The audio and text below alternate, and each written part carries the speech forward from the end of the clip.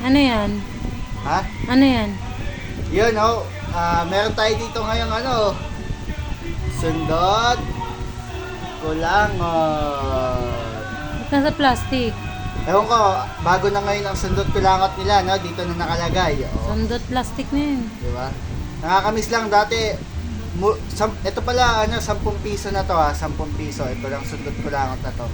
Dati, yung piso mo, siguro mga ganito kadami yung piso mo dati.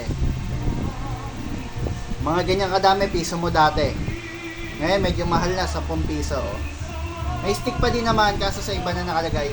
Dati kasi sa parang kawaii nakalagay, no? Tikman lang natin, no, kung ganun pa din ang lasa. Masyadong matamis to, pero parang ganun pa din naman ang lasa. Nakaslab.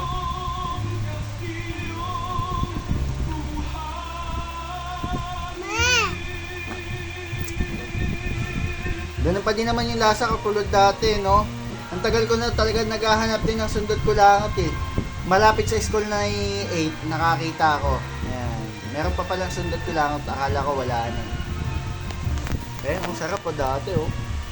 Dati, kung bumili ako nito, 5 piso, 3 piso.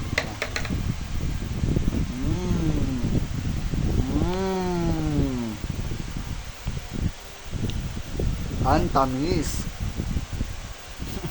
Tama na. Oh, lagot ka.